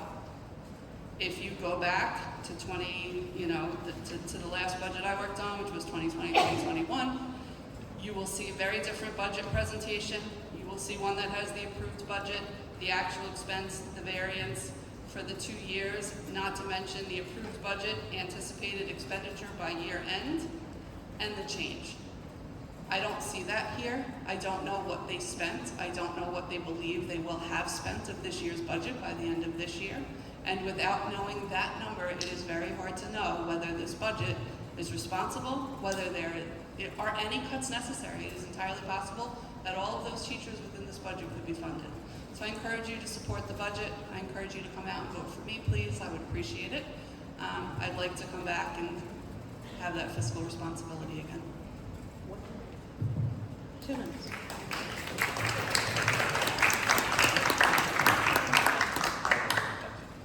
Mr. Bitalvo. Thank you. I want to thank everyone for being here and taking interest. I want to thank the League of Women Voters, where I'm actually a member as well, and their continued commitments to the electoral process. No, you can't anticipate everything that is coming. What you can do is plan and anticipate that something is coming. We can sit here and say no one knew COVID was coming. No one did, but something still came. The point being that something is always coming. You need to continually prepare for the unknown, right? You need to not spend everything you have. And when you do spend it on the things and the resources that are most needed and important. For me, staff, right? More people in a room. That is the things I want to spend on. I admire anyone, as I've said, who's given their time to do a public good. And if I leave here with one thing, I ask you, we can change this. We can make it better, okay? We can do that starting on Tuesday. It's that simple. The way to make that better is vote, vote, vote. Vote yes, because the situation is much, much dire. And when you do, and if you vote for me, I assure you, I will never stop working. Thank you.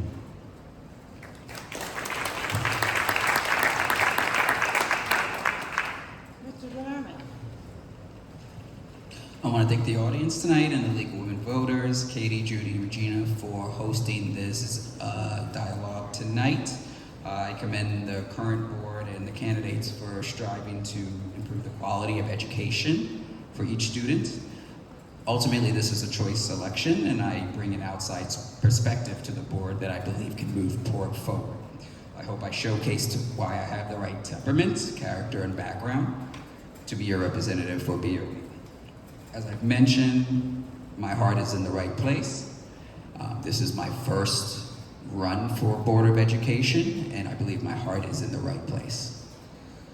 I hold no rank or position. I'm an outside objective voice, so I will scrutinize and review and use the tools and skill sets that I've learned for the past 13 years as a professional attorney to ask why, and using the students and the community's interest as my North Star to see why we are making decisions that affect our community and the student population.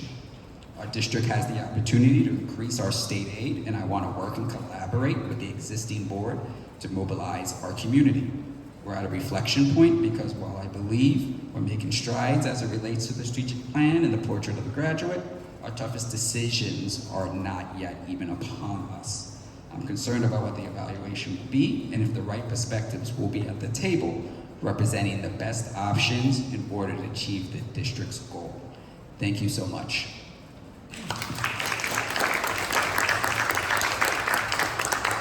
Mr. Smith. Thank you again to the League for hosting this event, and thank you to my fellow candidates and to the audience. I've been a member of this community for over 15 years and a district parent for the last 6, and I will continue to be a district parent through 2035.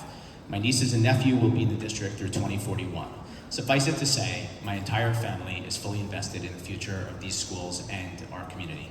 I was raised in an environment where education was prioritized and discussed on a daily basis. In fact, my mom was a special education teacher in Queens and the Bronx for 30 years, only working with marginalized communities. I have a deep respect and appreciation for the hard work our teachers put in every day. My first priority is providing the best education we can for all students in the district, and a large part of that is giving our teachers the tools and support they need. A great testament to this is the fact that I'm the only incumbent endorsed by the Port Washington Teachers Association. As many of you know, my investment in this community goes beyond my service on the school board. I served for 5 years on the board of Temple Beth Israel, where along with Chabad, I currently am still heavily involved in security preparedness. I coached 3 different PYA and Legends baseball teams and received an award recently at the PYA Gala last month in honor of my years of coaching and volunteering. Wherever I participate, I try to use my experience, knowledge, and passion for problem solving to not just participate, but also to strengthen whatever community I'm involved with. We do have challenges in this district. Every district has its problems and challenges. We are not unique in that way. I decided to run 3 years ago to start the work of addressing these challenges, and we have made significant progress, increasing graduation rates, providing more support for non-traditional learners, expanding after-school programs to support working parents, expanding language access, auditing different departments within the district, and building capital reserves, to name a few. But there is more work to be done, and I am confident that I can continue to make a difference. I have experience serving and leading this board, professional experience with budgets, finance, and facilities, and personal experience as a parent in the district. In my role as president of the board, I have proven that I know how to work with other trustees and our administrators to get results. And now, I'm seeking the opportunity to continue serving the community and helping to keep the district and all of our students performing at their fullest potential with the resources they need to do so. Please come out and vote May 21st. Thank you.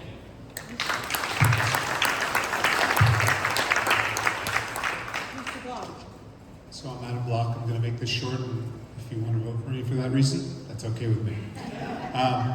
So it's really easy to lose the forest for the trees as a BOE member, and I'm really proud that I've been a member of a board with so many achievements. I'm going to list a bunch of them right now because that's what this is all about. We have a brand new website that we did not have 3 years ago when I started. We have a girls flag football team that we didn't have when I started. We have an aftercare program that is at all 5 elementary schools that makes life much easier both for parents and for the kids who no longer have to get on a bus every day. Our roofs are up to date, so the kids at Guggenheim no longer have to go to school where there's buckets capturing water. We have an ICT program. We have a capital reserve that are paying for electrical upgrades that will, we hope, eventually lead to more access to air conditioning. We have solar energy that is coming to the roofs of our schools in the next year or so. We have a 10th grade honors English program. And we've reduced the number of half days that students go to school for conferences to make life easier for working families. We have a new principal, we have several new principals and 3 new assistant superintendents who I think are doing a phenomenal job. But I will say this, good education costs money. I'm someone who asks tough, unpopular questions sometimes, but there are questions that I think that the community would want asked. I push the administration to move with a sense of urgency, and my voice has value on the Board of Education, And I am confident that if I'm elected, that the board will get more done than if I'm not elected. Let's keep the momentum going. Thank you.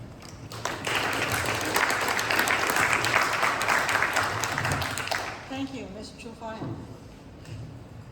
Thank you, everybody. Thank you for hosting this forum, and thank you to all the incumbents and candidates. This is an exciting race. If elected, I will propose an annual budget that makes sense and that has cuts that actually have the student in mind. Because if we stay on the current course, we will hurt the education of our students. I will set goals and evaluate progress with having in mind the academic achievements and the moral development of our students. I currently sub on a peninsula, Great Neck, and they have 4 bids for transportation. So I will make sure that that we have contracts and bids that make sense and that we get them, because it is possible to get them, and it makes no sense that we don't have that right now. I am willing to ask the really, really tough questions, but I'm also a good team player, and I'm willing to listen to everybody. However, my focus is on the stakeholders here, the residents, the students, everybody in the district, and those are the stakeholders that matter. I co-founded a successful small business. Actually, it was a transportation business. We started from a van and grew it to 72 vehicles and multi-million yearly budget. So I am no stranger to running an organization responsibly, thoroughly, legally. No stranger to negotiating insurance and all contracts, negotiating with employees, setting up a system that works efficiently. And even though my experience is in the private business, I do believe that what I learned can work here, because we are all here with our hearts in the right place, because we want this public education system to work. Thank you very much. Thank you.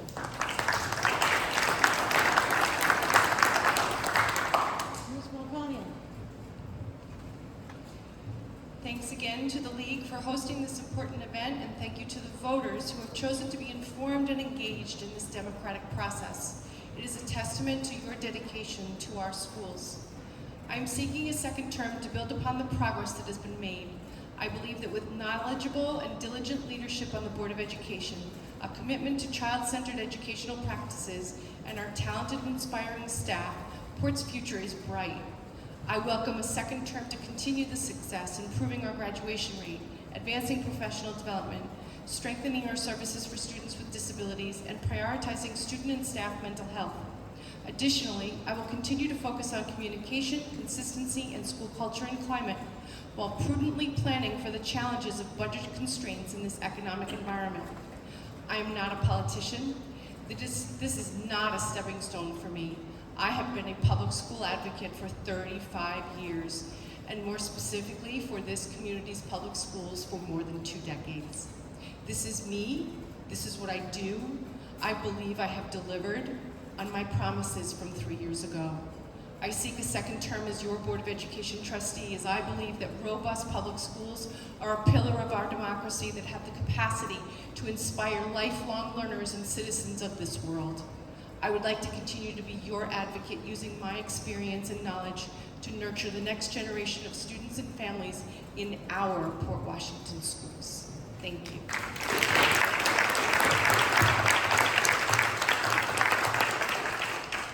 Ms. Alvarez. Final but not last. So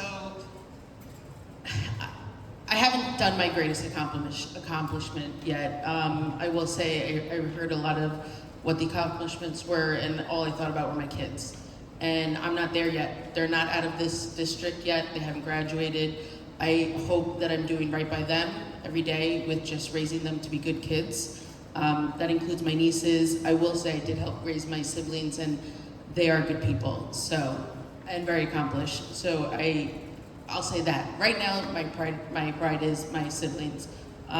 So for me, I'm a resident. I've been here, I'll age myself, 37 years. So I haven't left, maybe briefly, but I've always been here.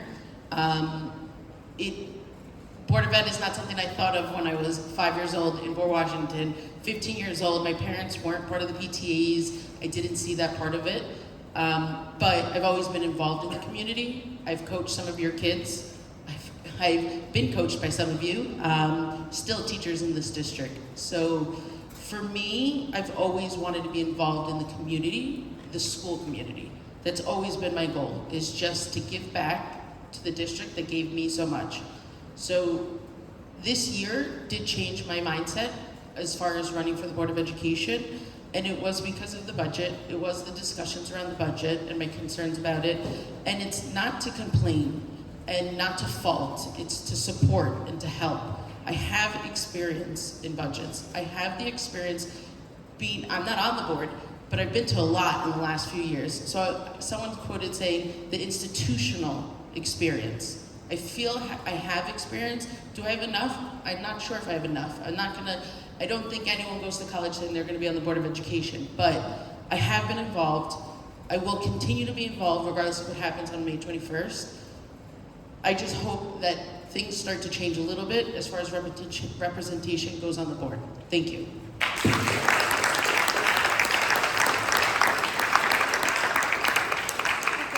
I just want to say, having seen a number of Board of Ed forums over the last weeks, that it is rare to have 8 candidates who have such different perspectives and such different voices, all of whom came thoroughly prepared. And I think I probably should congratulate Port Washington, not just the candidates, because if this is what the community is, good for you.